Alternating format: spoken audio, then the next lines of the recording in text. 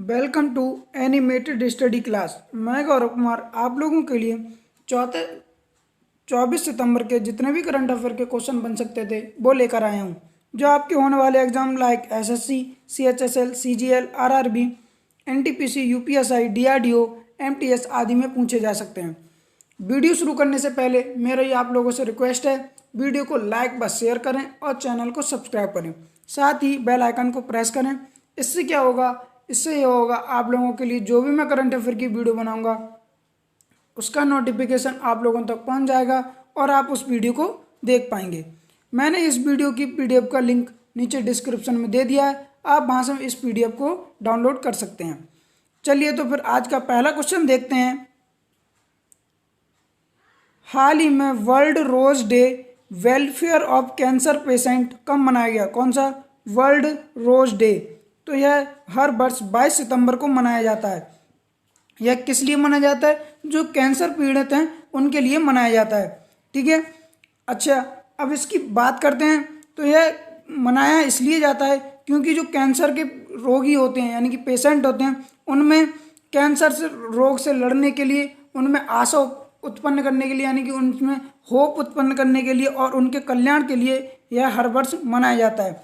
दरअसल कनाडा की एक 12 वर्ष की लड़की थी जिनका नाम था मेलिंडा रोज।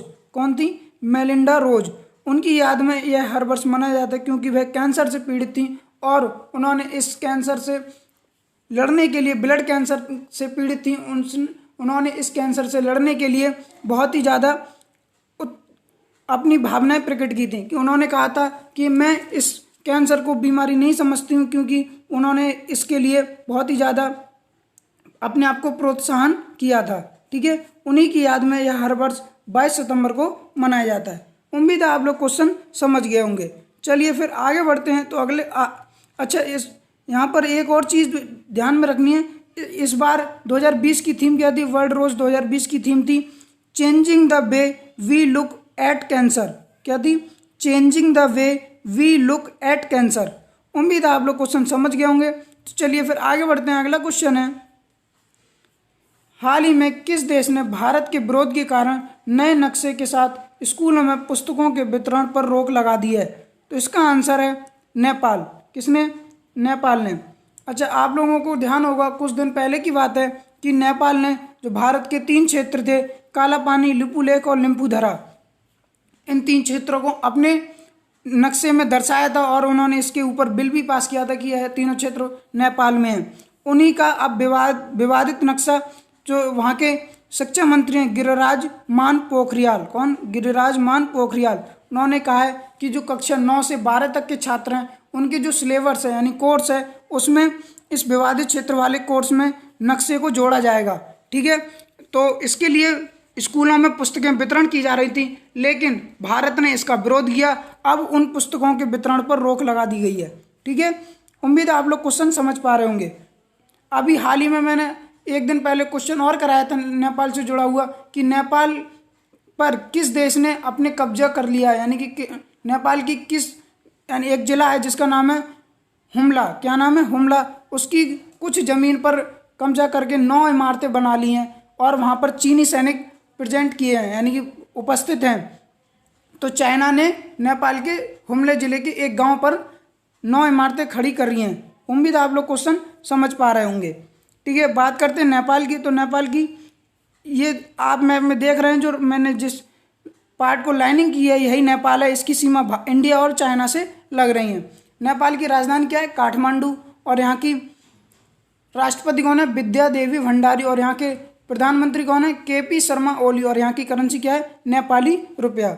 उम्मीद है आप लोग क्वेश्चन समझ गए होंगे। चलिए फिर आगे बढ़ते हैं। तो अगला क्वेश्चन है, हाल ही में किस देश की सरकार ने बच्चे पैदा करने पर 4.25 लाख रुपए देने की घोषणा की है? कितने? 4.25 लाख रुपए देने की घोषणा की है। तो इसका आंसर है जापान।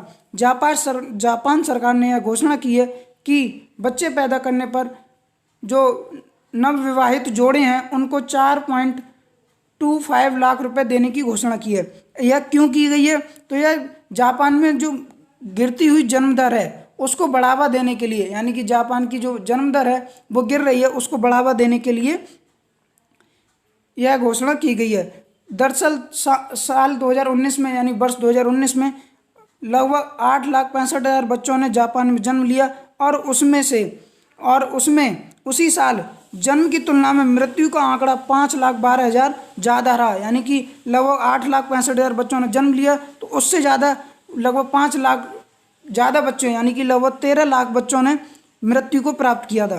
ठीक है, इसीलिए जन्म दर को बढ़ाने के लिए इसकी घोषणा की गई है। दरअसल जापान की आबादी कितनी है? 12.68 करोड़। कितनी? 12.68 करोड़ जापान की आबादी है। ठीक है, अच्छा, इनमें से लगभग 35% बुजुर्ग लोग हैं जिनकी उम्र 100 वर्ष से ज़्यादा है। यानी कि जापान को बुजुर्गों का देश कहा जाता है क्योंकि यहाँ पर बहुत से लोग ऐसे हैं जिनकी उम्र 100 वर्ष से ज़्यादा है। ठीक है, अभी हाल ही में एक अमेरिकी एजेंसी है लेसेंट, उसने रिपोर्ट जारी की थी कि साल 2040 तक, कब? साल 2040 तक भारत जो जापान है उसकी आबादी में 35% से भी ज़्यादा बुजुर्ग लोग होंगे। कितने? 35% से भी ज़्यादा बुजुर्ग लोग होंगे। अच्छा, अब यह घोषणा तो कर दी है 4.25 लाख रुपए देने की, लेकिन इसके लिए उन्होंने कुछ शर्तें रखी हैं। जो जापान की सरकार है उन्होंने यह शर्त रखी है कि जो वैवाहिक जोड़े हैं यानी कि जिन्होंने अभी शादी की है उनकी उम्र 40 वर्ष से ज़्यादा नहीं होनी चाहिए और उनकी आय जो प्रति वर्ष हो वो 38 लाख रुपए से ज़्यादा नहीं होनी चाहिए। कितनी? 38 लाख रुपए से ज़्यादा ना होनी चाहिए। अच्छा, यह ऐसा करने वाला एकमात्र देश जापान नहीं है, इससे पहले कई और भी देश थे जिन्होंने ऐसी ऐसी घोषणा की थी। ठीक है, जैसे इटली है, इटली में भी जन्म दर कम है तो वहाँ पर बच्चे पैदा करने पर 70,000 रुपये दिए जाते हैं। कितने? 70,000 रुपये।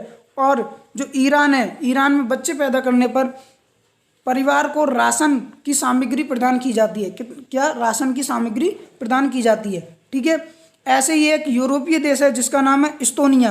क्या है? यूरोपीय देश है जिसका नाम है इस्तोनिया। वहाँ पर जन्म दर बढ़ाने के लिए नौकरी देने के साथ साथ 1.5 साल तक पूरा वेतन दिया जाता है और 1.5 साल की छुट्टी दी जाती है। कितनी? एक नौकरी दी जाएगी, फिर 1.5 साल की छुट्टी दी जाएगी और पूरे 1.5 साल का वेतन भी दिया जाएगा। ठीक है, उम्मीद है आप लोग क्वेश्चन समझ गए होंगे। ठीक है, मैप में देखते हैं तो आपको जो येलो वाला पार्ट दिख रहा है यही जापान है। क्या है? जापान की बात करते हैं तो यहाँ की करेंसी क्या है? येन। और यहाँ की राजधानी क्या है? टोक्यो। अभी हाल ही में यहाँ के नए पीएम बने, उनका नाम क्या है? Yoshihide Suga. क्या नाम है? Yoshihide Suga. उम्मीद है आप लोग क्वेश्चन समझ गए होंगे। चलिए फिर तो आगे बढ़ते हैं। अगला क्वेश्चन है, हाल ही में जारी टाइम मैगजीन के 100 प्रतिभाशाली हस्तियों में किस भारतीय नेता को शामिल किया गया है? किसमें? अभी जो अमेरिका की टाइम मैगजीन है उसने 100 प्रतिभाशाली हस्तियों की लिस्ट जारी की है। उसमें एकमात्र राजनेता जो हैं वो नरेंद्र मोदी हैं। किसने? जो भारतीय राजनेता हैं नरेंद्र मोदी यानी जो भारत के प्रधानमंत्री हैं उन्हें शामिल किया गया है। ठीक है, भारत के 2 और लोग हैं जिन्हें इस मैगजीन की 100 प्रभावशाली हस्तियों में शामिल किया गया है। उनका नाम है, एक भारत जो एक्टर हैं यानी कि हीरो हैं, आयुष्मान खुराना और शाहीन बाग की दादी के नाम से मशहूर बिल्किस बानो। कौन? बिल्किस बानो। क्या नाम है? बिल्किस बानो। यह 82 वर्ष की हैं। इन्हें भी इस 100 प्रभावशाली हस्तियों की सूची में शामिल किया गया है क्योंकि जो आपने देखा होगा CAA के विरोध में, शाहीन बाग में विरोध में लोग पहुंचे थे। वहां पर एक 82 साल की बिल्किस बानो नाम की महिला भी पहुंची थी जिन्हें शाहीन बाग की दादी के नाम से मशहूर हैं, जो उन्हें भी इस सूची में शामिल किया गया है। ठीक है, अच्छा, इन लोगों के अलावा कोई और बहुत विश्व के बहुत बड़े राजनेता हैं उन्हें भी शामिल किया गया है, जैसे डोनाल्ड ट्रंप, सी जिनपिंग जो चीन के राष्ट्रपति हैं, कमला हैरिस जो जो बिडेन है अभी अमेरिका में राष्ट्रपति के चुनाव के पद होने वाले हैं, उनकी जो वाइस प्रेसिडेंट पद के लिए जो खड़ी हुई हैं कमला हैरिस, उन्हें भी शामिल किया गया है। और एंजेलो मार्केल, नैन्सी पॉलिनी, अच्छा ठीक है, इन लोगों को भी शामिल किया गया। अच्छा, इससे पहले नरेंद्र मोदी को 2020 में शामिल तो किया गया, इससे पहले भी शामिल किया गया, तो वो किस वर्ष शामिल किया गया है? तो ये 2014 में, इन्हें 2017 में, 2015 में और 2020, यानी कि अब तक इन्हें 4 बार से इस प्रभावशाली हस्तियों की सूची में शामिल किया गया है। ठीक है, उम्मीद है आप लोग इस क्वेश्चन को अच्छे से समझ पाए होंगे। चलिए फिर तो आगे बढ़ते हैं। संयुक्त राष्ट्र की रिपोर्ट के अनुसार वर्ष 2020 में भारत की अर्थव्यवस्था में कितने प्रतिशत कमी आने का अनुमान है? क्या? अभी जो संयुक्त राष्ट्र है उसने व्यापार एवं विकास रिपोर्ट जारी की थी, 2020 की रिपोर्ट जारी की थी, जिसमें लगभग -5.9% की गिरावट देखने की उम्मीद है। किसने जारी की? यूनाइटेड नेशन ने। तो अब बात करते हैं यूनाइटेड नेशन की। तो यूनाइटेड नेशन की स्थापना कभी 24 अक्टूबर 1945 को। कब? 24 अक्टूबर 1945 को। ठीक है। और इसकी हेडक्वार्टर कहाँ पर है? न्यूयॉर्क में। और इसके प्रमुख कौन है? Antonio Guterres. अभी हाल ही में जो संयुक्त राष्ट्र है यानी कि वो अपनी 75वीं वर्षगांठ मना रहा है। कौन सी? 75वीं वर्षगांठ। अक्टूबर में 75वीं वर्षगांठ मनाएगा। उम्मीद है आप लोग क्वेश्चन समझ गए होंगे। चलिए फिर तो आगे बढ़ते हैं। हाल ही में अमेरिकी कंपनी KKR ने किस भारतीय कंपनी में 1.28% की हिस्सेदारी खरीदने की घोषणा की है? कितने? जो अमेरिका की कंपनी, रिटेल कंपनी है KKR, उसने 1.28% की हिस्सेदारी रिलायंस रिटेल कंपनी, जो रिलायंस की रिटेलिंग कंपनी है, उसमें हिस्सेदारी खरीदने की घोषणा की है। इसमें लगभग 550 कितना 550 करोड़ रुपए का निवेश करेगी। ठीक है।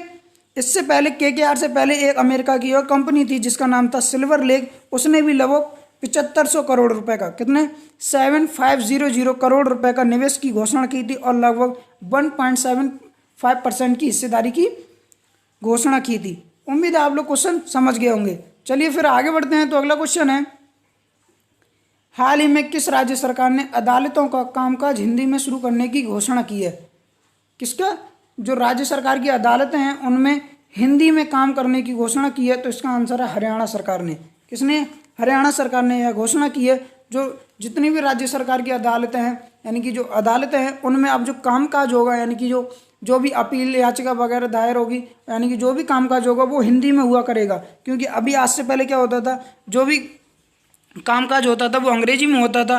तो अब उन्होंने यह घोषणा की है कि हिंदी को हम बढ़ावा देने के लिए जो भी कामकाज करेंगे वो हिंदी में करेंगे। उम्मीद है आप लोग क्वेश्चन समझ पा रहे होंगे। बात करते हैं हरियाणा की। तो आपको मैं मैप में देख सकते हैं जो रेड रेड पार्ट दिख रहा है यही हरियाणा है।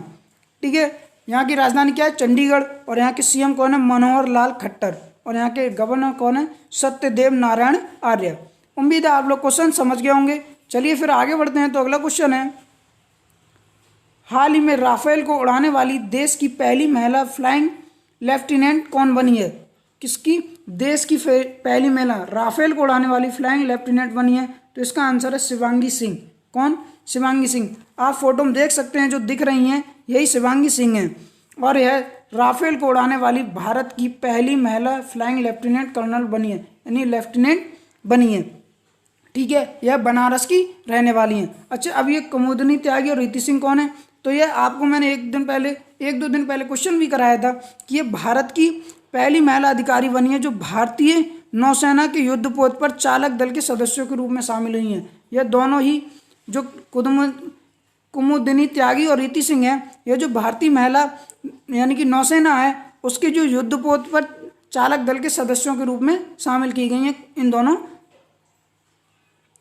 इन दोनों लेफ्टिनेंट को। ठीक है। उम्मीद है आप लोग क्वेश्चन समझ गए होंगे। चलिए फिर आगे बढ़ते हैं। अगला क्वेश्चन है, हाल ही में किसने laser guided tank anti tank missile का सफलतापूर्वक परीक्षण किया है? तो इसका आंसर है DRDO ने। किसने? DRDO ने। ठीक है। उम्मीद है आप लोग क्वेश्चन समझ पा रहे होंगे। आप बात करते हैं DRDO ने किया है और ये किसने क्या है? Laser guided anti tank missile. तो यह जो MBT अर्जुन टैंक है यानी कि जो भारतीय सेना में MBT अर्जुन टैंक है उससे इस मिसाइल का परीक्षण किया गया है और यह अहमदनगर में किया गया है। ठीक है। यह जो मिसाइल है यह 3 किलोमीटर तक टारगेट को निशाना बना सकती है। ठीक है। और यह पूर्णतः स्वदेशी यानी कि ये से पूर्णतः भारत में ही बनाया गया है। अच्छा, DRDO ने एक और परीक्षण किया था जिसका नाम था अभ्यास ड्रोन परीक्षण। क्या नाम था? अभ्यास ड्रोन परीक्षण। और यह उड़ीसा के बालासोर में किया गया था। कहाँ पर? उड़ीसा के बालासोर में किया गया था। अच्छा, इसका नाम क्या दिया गया है? तो इसका नाम दिया गया है high speed expendable aerial target Abhyas. क्या नाम दिया गया है? High speed expendable aerial target Abhyas. ठीक है। और इस अभ्यास ड्रोन का परीक्षण किया गया तो यह 0.5 मैक की स्पीड यानी कि जो ध्वनि होती है उसकी आधी स्पीड इसकी है। ठीक है। और यह पृथ्वी यानी कि जो 5 किलोमीटर की ऊंचाई तक इसका परीक्षण किया गया है। ठीक है, अब बात करते हैं डीआरडीओ की। तो डीआरडीओ की फुल फॉर्म क्या है? Defence research and development organisation. और इसकी स्थापना कब हुई? 1958 में। कब? 1958 में। ठीक है, और इसकी हेडक्वार्टर कहाँ पर है? न्यू दिल्ली में। और इसके प्रमुख कौन है? जी सतीश रेड्डी। उम्मीद है आप लोग क्वेश्चन समझ गए होंगे। चलिए तो फिर आगे बढ़ते हैं। हाल ही में एनडीए ने यानी नाडा ने अर्शप्रीत सिंह पर 4 साल का प्रतिबंध लगाया। वह किस खेल से संबंधित हैं? तो नाडा ने अर्शप्रीत सिंह पर 4 साल का प्रतिबंध लगाया। यह बास्केटबॉल से। किससे? जो भारतीय क्रिकेट टीम है उसके यह कप्तान है। यह जो भारतीय बास्केटबॉल टीम है, सॉरी क्रिकेट की जगह बास्केटबॉल टीम है, उसकी यह कप्तान है अर्शप्रीत सिंह। उन पर नाडा ने 4 साल का प्रतिबंध लगाया है। ठीक है, और यह बास्केटबॉल से संबंधित हैं। आप फोटो में देख सकते हैं जो दिख रहे हैं यही अर्शप्रीत सिंह है। अब नाडा ने लगाया तो नाडा की फुल फॉर्म क्या है? National anti doping agency. उम्मीद है आप लोग क्वेश्चन समझ गए होंगे। तो चलिए फिर आगे बढ़ते हैं। अगला क्वेश्चन है, हाल ही में किस कंपनी ने भारत में अपना पहला ऑनलाइन स्टोर लॉन्च किया है? तो भारत में अपना पहला ऑनलाइन स्टोर लॉन्च किया है, तो इसका आंसर है एप्पल ने। किसने? एप्पल ने। अच्छा, इन्होंने जो भारत में अपना पहला ऑनलाइन स्टोर लॉन्च किया है तो उन्होंने कहा है कि हम जो कुछ सुविधाएं ऐसी दे रहे हैं, जैसे ऑर्डर करने के बाद या 72 घंटे के अंदर आपको प्रोडक्ट उपलब्ध करा देगा, यानी कि प्रोडक्ट की डिलीवरी कर देगा। और इन्होंने एक्सचेंज की सुविधा भी दी है, यानी कि अगर आप कोई अपना पुराना फ़ोन लेके जाते हैं उसके बदले आप एप्पल का भी फ़ोन खरीद सकते हैं, बट उसकी कीमत उस रेंज की होनी चाहिए जिस रेंज में आप एप्पल का फ़ोन खरीद रहे हैं। ठीक है, बात करते हैं एप्पल की। तो एप्पल की स्थापना कब हुई?